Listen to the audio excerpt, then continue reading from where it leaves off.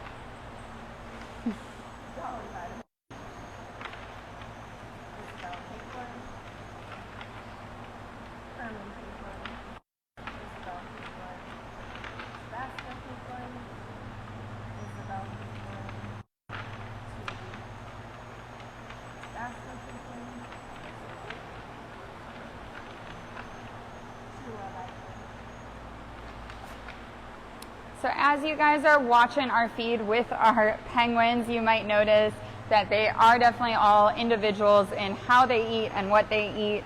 They have their own preferences for the type of fish that they have. Sometimes the size of the fish. Chula there, the one with that very pretty aqua color on her wing. She loves very big herring, even though she's very tiny. And then some of our penguins love capelin more, so we definitely learn their preferences as well. Tabasco got 3 capelin, Churro got her vitamin, and 4 other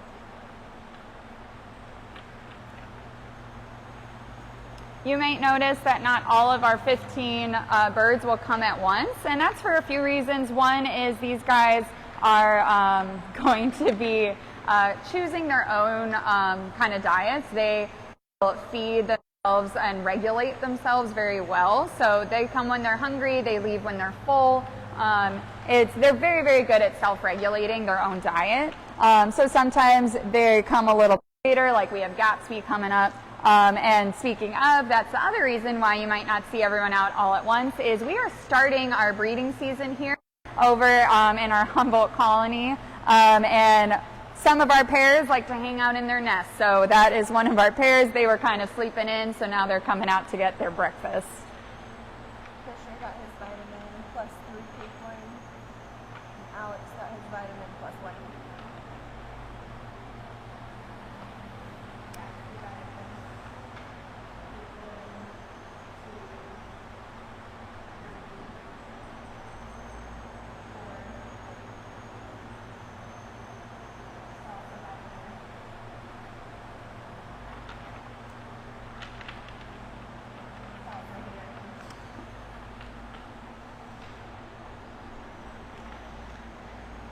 All right, so you'll notice that she is saying not just the type of fish that each of our animals are getting, but she is saying their name.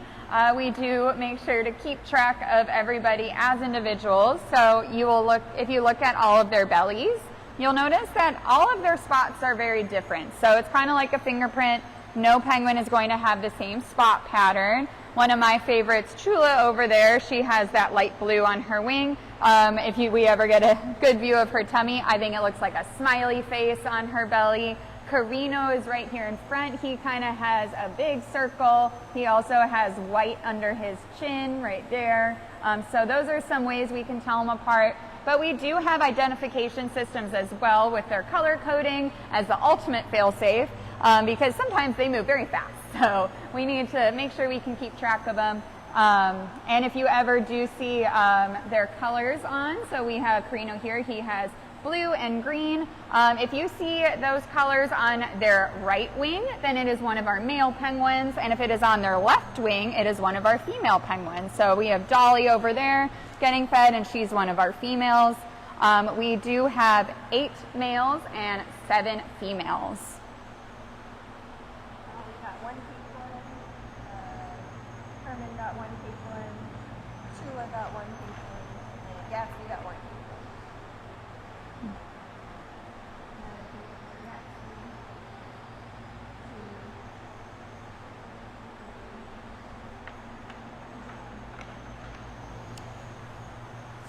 I mentioned that these guys are starting their breeding season. Because they are such a new colony, they've only known each other for less than a year, because a bunch of them came from so many different facilities all around the U.S. We get the privilege of also seeing courting and mating and kind of pairing off. Penguins eventually are monogamous. Penguins here are monogamous, and that is no different than our Humboldt penguins here at our Humboldt penguin habitat at the Houston Zoo. But they are newer to each other, so that means that there's going to be a little bit of dating and getting to know each other and pairing up, kind of getting to know each other as just like with humans. So that was one of our kind of newer couples. We'll see if they decide that they really do like each other a lot, and that was Gatsby and Salsa. We do have many nest boxes all throughout our habitat, so these guys do not nest the way Arctic penguins do, where it's just on their feet out in the open. They do find holes and in caves and things like that, and they will nest in there. So to replicate that, we do have many areas all throughout the exhibit that they can go and make a nest their home. Hi, Carino. Dolly got 3 pink ones, and Churro got 1. As you can see with my good friend Carino here, each of our penguins are very different with personality. Carino is one of our more affectionate penguins. He loves his humans. He loves hanging out with us for sure. So he's going to want to come and see me and hang out for a little bit while we're out here. Another bird like that is Fisher. He is a little bit more, he likes his attention in the beginning, then he kind of hangs out by himself. He's a little bit more clingy than our others. And then some of our other birds, they just like to hang out with their penguin friends, and that's totally okay. They all have their own personalities, and we always want to make sure that we let their personalities shine, because that's what makes them who they are.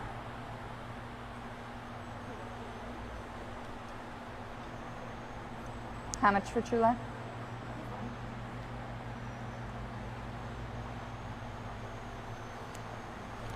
So when it comes to breeding season, not only do they pair up, but they do like to make their nest their home. So they do collect things for nesting material. These things, especially out in their natural habitat, can be like sticks and twigs and anything they can find out in the ocean. They'll kind of collect it.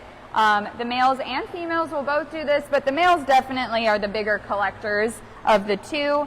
Both of them, if they ever have an egg, will sit on their egg and take turns sitting on their egg and then raise their young together. Like I said, once they find their mate, they are a monogamous species, so they'll spend all their time together during breeding season and also not during breeding season. You know if you're looking at a mated pair, well, first of all, if they have a chick, but also they will definitely treat each other differently than they treat the other members of the colony. They will be hanging out together pretty much constantly. Where one goes, the other follows. They usually will make calls to each other, kind of checking in, especially if they're a little farther apart from each other. So you'll hear them make subtle calls called haws at each other to kind of check in on where they are. You'll also see them preen each other, so they'll kind of scratch at each other's necks to kind of give them a little bit of affection, and they will also present their necks to each other. It is kind of penguin flirting if you see them show their neck to each other.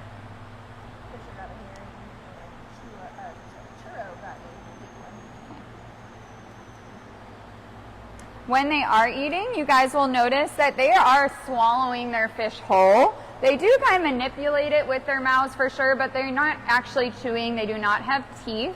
Instead, their sharp beaks are just for grabbing their food and then swallowing it down whole. That is very common for most species that live in the ocean.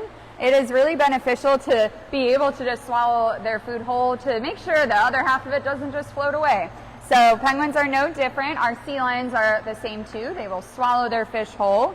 And it may seem a little crazy because sometimes their fish look really big, but most species that do this do not have a gag reflex.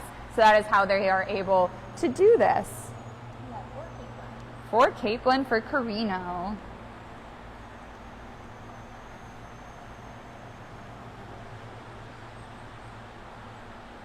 A big question people ask us here at our Humboldt penguin habitat here at the Houston Zoo is the temperature in here. So especially with days like this, it's a really cold day here in Houston. We've been having a lot of cold days in a row. A lot of people might think, oh, penguins probably love the cold weather. Well, two things for that. First of all, our habitat here at the Houston Zoo is 100% enclosed. So we are completely inside right now. And that is because, one, we want to make sure we keep out mosquitoes. Here in Houston, we can have a lot of mosquito issues, especially in the warmer months. And our penguins can be pretty susceptible to mosquito-borne illnesses. So we want to make sure they stay protected by keeping them inside. So that is one big reason. And the other is that these penguins actually are not going to like it too cold or too hot. So these guys are from Chile and Argentina and just South America. So they like their temperature to be pretty mild, pretty warm, but not too warm. They're kind of like a nice 60-ish degrees temperature. So that's what we keep it at here. So in the summer, it would get way too hot for them here in Houston. And in the winter, it actually gets too cold for them.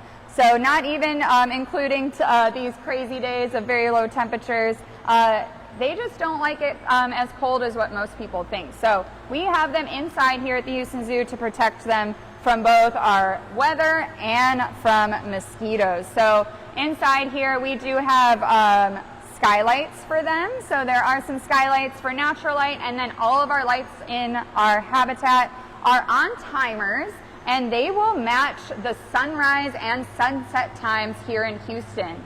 That is very important for birds because it is how they know what time of year it is. And they need to know that, or at least their bodies need to know that in order to know when breeding season is. Like right now, they need to know when it's time to molt, so that's when they lose all their feathers.